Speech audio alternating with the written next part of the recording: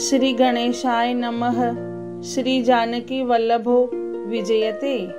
श्री रामचरितमानस प्रारंभ करते हैं। जय सिया राम। श्री रामचरितमानस के द्वितीय सोपान अयोध्या कांड में 19वां खंड प्रारंभ करते हैं। श्री रामचंद्र जी अंतर्यामी तथा संकोच, प्रेम और कृपा के धाम हैं।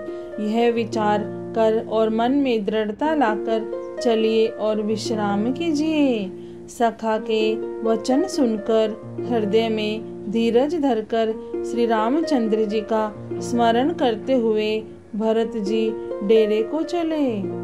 नगर के सारे स्त्री पुरुष यह श्री राम जी के ठहरने के स्थान का समाचार पाकर बड़े आतुर होकर उस स्थान को देखने चले। वे उस स्थान की परिक्रमा करके प्रणाम करते हैं और कैकेयी को बहुत दोष देते हैं। नेत्रों में जल भर भर लेते हैं और प्रतिकूल विधाता को दूषण देते हैं। कोई भरत जी के स्नेह की सराहना करते हैं और कोई कहते हैं कि राजा ने अपना प्रेम खूब निभाया। सब अपनी निंदा करके निषाद की प्रशंसा करते हैं। उस समय के विमोह और विषाद को कौन कह सकता है। इस प्रकार रात भर सब लोग जागते रहे। सवेरा होते ही खेवा लगा। सुंदर नाव पर गुरुजी को चढ़ाकर फिर नई नाव पर सब माताओं को चढ़ाया। 4 घड़ी में सब गंगा जी के पार उतर गए। तब भरत जी ने उतरकर सबको संभाला।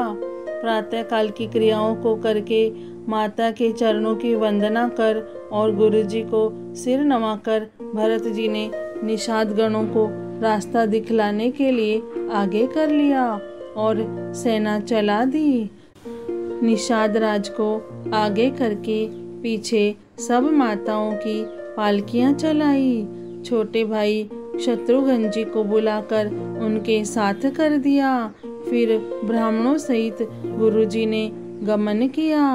तदंतर आप भरत जी ने गंगा जी को प्रणाम किया और लक्ष्मण जी सहित श्री सीताराम जी का स्मरण किया। भरत जी पैदल ही चले। उनके साथ कोतल बिना सवार के घोड़े बागडोर से बंधे हुए चले जा रहे हैं। उत्तम सेवक बार बार कहते हैं कि हे नाथ, आप घोड़े पर सवार हो लीजिए।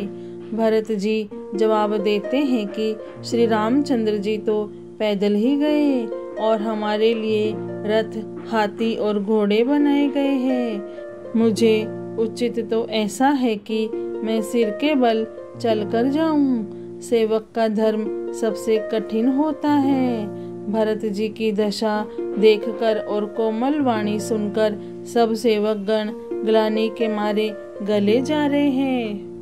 प्रेम में उमंग उमंग कर सीताराम सीताराम कहते हुए भरत जी ने तीसरे पहर प्रयाग में प्रवेश किया।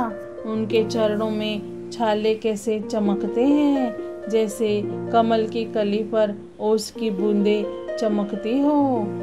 भरत जी आज पैदल ही चलकर आए हैं। यह समाचार सुनकर सारा समाज दुखी हो गया। जब भरत जी ने यह पता पा लिया कि सब लोग स्नान कर चुके हैं, तब त्रिवेणी पर आकर उन्हें प्रणाम किया। फिर विधि पूर्वक गंगा यमुना के श्वेत और श्याम जल में स्नान किया और दान देकर ब्राह्मणों का सम्मान किया।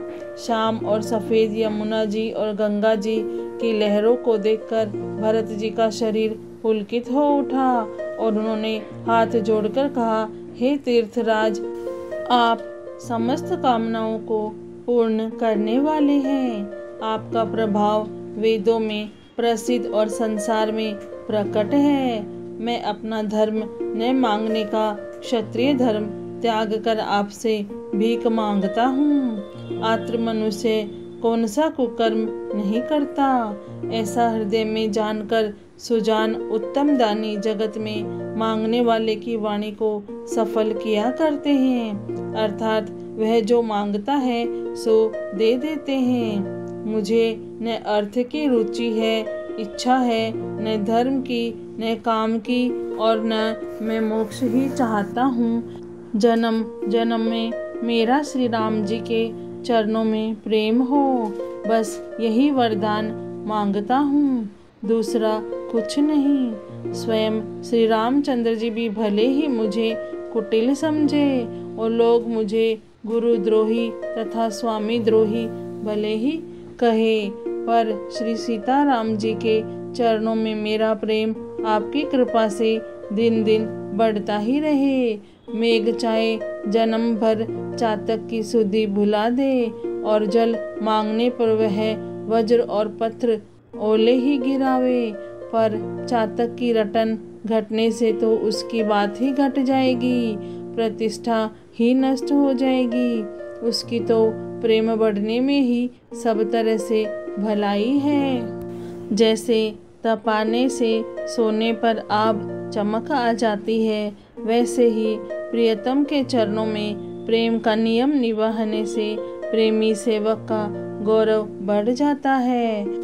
भरत जी के वचन सुनकर बीच त्रिवेणी में से सुंदर मंगल देने वाली कोमल वाणी हुई। हे तात भरत, तुम सब प्रकार से साधु हो। श्री रामचंद्र जी के चरणों में तुम्हारा अथाह प्रेम है। तुम व्यर्थ ही मन में ग्लानि कर रहे हो। श्री रामचंद्र जी को तुम्हारे समान प्रिय कोई नहीं है। त्रिवेणी जी के अनुकूल वचन सुनकर भरत जी का शरीर पुलकित हो गया, हृदय में हर्ष छा गया। भरत जी धन्य है, धन्य है कहकर देवता हर्षित होकर फूल बरसाने लगे। तीर्थराज प्रयाग में रहने वाले वानप्रस्थ, ब्रह्मचारी, गृहस्थ और उदासीन सन्यासी सब बहुत ही आनंदित हैं और 10-5 मिलकर आपस में कहते हैं कि भरत जी का प्रेम और शील पवित्र और सच्चा है। श्री रामचंद्र जी के सुंदर गुण समूह को सुनते हुए वे मुनि श्रेष्ठ भारद्वाज जी के पास आए। मुनि ने भरत जी को दंडवत प्रणाम करते देखा और उन्हें अपना मूर्तिमान सौभाग्य समझा। उन्होंने दौड़कर भरत जी को उठाकर हृदय से लगा लिया और आशीर्वाद देकर कृतार्थ किया। मुनि ने उन्हें आसन दिया। वे सिर नवाकर इस तरह बैठे मानो भागकर संकोच के घर में घुस जाना चाहते हैं।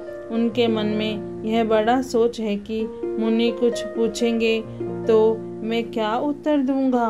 भरत जी के शील और संकोच को देखकर ऋषि बोले, भरत सुनो, हम सब खबर पा चुके हैं, विधाता के कर्तव्य पर कुछ वश नहीं चलता।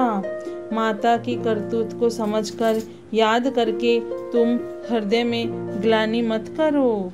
हे तात, कैकेयी का कोई दोष नहीं है, उनकी बुद्धि तो सरस्वती बिगाड़ गई थी। यह कहते भी कोई भला न कहेगा, क्योंकि लोक और वेद दोनों ही विद्वानों को मान्य है। किंतु हे तात, तुम्हारा निर्मल यश गाकर तो लोक और वेद दोनों बड़ाई पावेंगे। यह लोक और वेद दोनों को मान्य है और सब यही कहते हैं कि पिता जिसको राज्य दे वही पाता है। राजा सत्यवर्ती थे, तुमको बुलाकर राज्य देते तो सुख मिलता, धर्म रहता और बड़ाई होती। सारे अनर्थ की जड़ तो श्री रामचंद्र जी का वनगमन है, जिसे सुनकर समस्त संसार को पीड़ा हुई। वह श्री राम का वनगमन भी भावीवश हुआ। बेसमझ रानी तो भावीवश कुचाल करके अंत में पछताई। उसमें भी तुम्हारा कोई तनिक सा भी अपराध कहे तो वह अधम, अज्ञानी और असाधु है। यदि तुम राज्य करते हो तो भी तुम्हें दोष न होता। सुनकर श्री रामचंद्र जी को भी संतोष ही होता। हे भरत, अब तुमने बहुत ही अच्छा किया, यही मत तुम्हारे लिए उचित था। श्री रामचंद्र जी के चरणों में प्रेम होना ही संसार में समस्त सुंदर मंगलों का मूल है। सो वह श्री रामचंद्र जी के चरणों का प्रेम तो तुम्हारा धन, जीवन और प्राण ही है।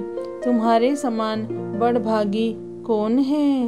हे तात, तुम्हारे लिए यह आश्चर्य की बात नहीं, क्योंकि तुम दशरथ जी के पुत्र और श्री रामचंद्र जी के प्यारे भाई हो। हे भरत, सुनो, श्री रामचंद्र जी के मन में तुम्हारे समान प्रेम पात्र दूसरा कोई नहीं है। लक्ष्मण जी, श्री राम जी और सीता जी तीनों को सारी रात उस दिन अत्यंत प्रेम के साथ तुम्हारी सराहना करते ही बीती। प्रयागराज में जब वे स्नान कर रहे थे, उस समय मैंने उनका यह मर्म जाना। वे तुम्हारे प्रेम में मग्न हो रहे थे। तुम पर श्री रामचंद्र जी का ऐसा ही अगाध स्नेह है, जैसा मूर्ख विषयाक्त मनुष्य का संसार में सुख में जीवन पर होता है। यह श्री रघुनाथ जी की बहुत बड़ाई नहीं है, क्योंकि श्री रघुनाथ जी तो शरणागत के कुटुंब भर को पालने वाले हैं। हे भरत, मेरा यह मत है कि तुम तो मानो शरीरधारी श्री राम जी के प्रेम ही हो। हे भरत, तुम्हारे लिए तुम्हारी समझ में यह कलंक है, पर हम सबके लिए तो उपदेश है। श्री राम भक्ति रूपी रस की सिद्धि के लिए यह समय गणेश बड़ा शुभ हुआ। हे तात, तुम्हारा यश निर्मल नवीन चंद्रमा है, और श्री रामचंद्र जी के दास कुमुद और चकोर है। वह चंद्रमा तो प्रतिदिन अस्त होता और घटता है, जिससे कुमुद और चकोर को दुख होता है, परंतु यह तुम्हारा यश रूपी चंद्रमा सदा उदय रहेगा, कभी अस्त होगा ही नहीं। जगत रूपी आकाश में यह घटेगा नहीं, वरन दिन दिन दूना होगा। त्रैलोक्य रूपी चकवा इस यश रूपी चंद्रमा पर अत्यंत प्रेम करेगा, और प्रभु श्री रामचंद्र जी का प्रताप रूपी सूर्य इसकी छवि को हरण नहीं करेगा। यह चंद्रमा रात दिन सदा सब किसी को सुख देने वाला होगा। केकई का कुकर्म रूपी राहु इसे ग्रास नहीं करेगा। यह चंद्रमा श्री रामचंद्र जी के सुंदर प्रेम रूपी अमृत से पूर्ण है। यह गुरु के अपमान रूपी दोष से दूषित नहीं है। तुमने इस यश रूपी चंद्रमा की सृष्टि करके पृथ्वी पर भी अमृत को सुलभ कर दिया। अब श्री राम जी के भक्त इस अमृत से तृप्त हो ले। राजा भगीरथ गंगा को लाए, जिन गंगा जी का स्मरण ही संपूर्ण सुंदर मंगलों की खान है। दशरथ जी के गुण समूह का तो वर्णन ही नहीं किया जा सकता। अधिक क्या, जिनकी बराबरी जगत में कोई नहीं है। जिनके प्रेम और संकोच शील के वश में होकर स्वयं सच्चिदानंद घन भगवान श्री राम आकर प्रकट हुए, जिन्हें श्री महादेवी जी अपने हृदय के नेत्रों से कभी अघा कर नहीं देख पाए, अर्थात जिनका स्वरूप हृदय में देखते देखते शिव जी कभी तृप्त नहीं हुए, परंतु उनसे भी बढ़कर तुमने कीर्ति रूपी अनुपम चंद्रमा को उत्पन्न किया, जिसमें श्री राम प्रेम ही हिरण के चिन्ह के रूप में बसता है। हे तात, तुम व्यर्थ ही हृदय में ग्लानि कर रहे हो, पारस पाकर भी तुम दरिद्रता से डर रहे हो। हे भरत, सुनो, हम झूठ नहीं कहते, हम उदासीन हैं, किसी का पक्ष नहीं करते, तपस्वी है, किसी की मुँह देखी नहीं कहते, और वन में रहते हैं, किसी से कुछ प्रयोजन नहीं रखते। सब साधनों का उत्तम फल हमें लक्ष्मण जी, श्री राम जी और सीता जी का दर्शन प्राप्त हुआ। सीता जी, लक्ष्मण सहित श्री राम दर्शन रूप उस महान फल का परम फल यह तुम्हारा दर्शन है। प्रयागराज समेत हमारा बड़ा भाग्य है। हे भरत, तुम धन्य हो, तुमने अपने यश से जगत को जीत लिया। ऐसा कहकर मुनि प्रेम में मग्न हो गए। भारद्वाज जी मुनि के वचन सुनकर सभासद हर्षित हो गए। साधु साधु कहकर सराहना करते हुए देवताओं ने फूल बरसाए। आकाश में और प्रयागराज में धन्य धन्य की ध्वनि सुन सुनकर भरत जी प्रेम में मग्न हो रहे हैं। भरत जी का शरीर पुलकित है, हृदय में श्री सीताराम जी है और कमल के समान नेत्र प्रेमाश्रु के जल से भरे हैं। वे मुनियों की मंडली को प्रणाम करके गदगद वचन बोले। मुनियों का समाज है और फिर तीर्थराज है। यहाँ सच्ची सौगंध खाने से भी भरपूर हानि होती है। इस स्थान में यदि कुछ बनाकर कहा जाए तो इसके समान कोई बड़ा पाप और नीचता न होगी। मैं सच्चे भाव से कहता हूँ, आप सर्वज्ञ हैं और श्री रघुनाथ जी हृदय के भीतर की जानने वाले हैं। मैं कुछ भी असत्य कहूँगा तो आपसे और उनसे छिपा नहीं रह सकता। मुझे माता कैकेयी की करने का कुछ भी सोच नहीं है और न मेरे मन में इसी बात का दुख है कि जगत मुझे नीच समझेगा, न यही डर है कि मेरा परलोक बिगड़ जाएगा और न पिताजी के मरने का ही मुझे शोक है, क्योंकि उनका सुंदर पुण्य और सुयश विश्व भर में सुशोभित है। उन्होंने श्री राम लक्ष्मण सरीखे पुत्र पाए, फिर जिन्होंने श्री रामचंद्र जी के विरह में अपने क्षण भंगुर शरीर को त्याग दिया। ऐसे राजा के लिए सोच करने का कौन प्रसंग है। सोच इसी बात का है कि श्री राम जी, लक्ष्मण जी और सीता जी पैरों में बिना जूती के मुनियों का वेश बनाए वन वन में फिरते हैं। वे वल्कल वस्त्र पहनते हैं, फलों का भोजन करते हैं, पृथ्वी पर कुश और पत्ते बिछाकर सोते हैं और वृक्षों के नीचे निवास करके नित्य सर्दी, गर्मी, वर्षा और हवा सहते हैं। इसी दुख की जलन से निरंतर मेरी छाती जलती रहती है। मुझे न दिन में भूख लगती है, न रात को नींद आती है। मैंने मन ही मन समस्त विश्व को खोज डाला, पर इस कुरोग की औषध कहीं नहीं है। माता का कुमत बुरा विचार पापों का मूल बढ़ई है। उसने हमारे हित का वसूला बनाया, उससे कलह रूपी कुकाठ का कुयंत्र बनाया और 14 वर्ष की अवधि रूपी कठिन कुमंत्र पढ़कर उस यंत्र को गाड़ दिया। यहाँ माता का कुविचार बढ़ई है और भरत को राज्य वसूला है। राम का वनवास कुयंत्र है और 14 वर्ष की अवधि कुमंत्र है।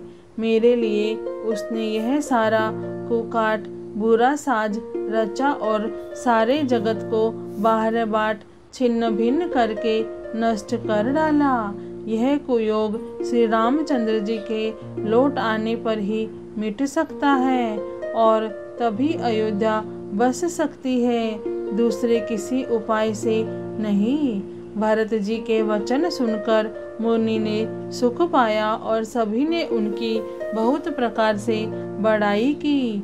मुनि ने कहा, हे तात, अधिक सोच मत करो। श्री रामचंद्र जी के चरणों का दर्शन करते ही सारा दुख मिट जाएगा। इस प्रकार मुनि श्रेष्ठ भारद्वाज जी ने उनका समाधान करके कहा, अब आप लोग हमारे प्रेम प्रिय अतिथि बनिए और कृपा करके कंदमूल फल फूल जो कुछ हम दे स्वीकार कीजिए। मुनि के वचन सुनकर भरत के हृदय में सोच हुआ कि यह बेमौके बड़ा बेढब संकोच आ पड़ा। फिर गुरुजनों की वाणी को महत्वपूर्ण आदरणीय समझकर चरणों की वंदना करके हाथ जोड़कर बोले, हे नाथ, आपकी आज्ञा को सिर चढ़ाकर उसका पालन करना यह हमारा परम धर्म है। भरत जी के ये वचन मुनि श्रेष्ठ के मन को अच्छे लगे। उन्होंने विश्वास पात्र सेवकों और शिष्यों को पास बुलाया। श्री रामचरितमानस के द्वितीय सोपान अयोध्या कांड में 19वां खंड पूर्ण हुआ। जय श्री राम, जय सिया राम।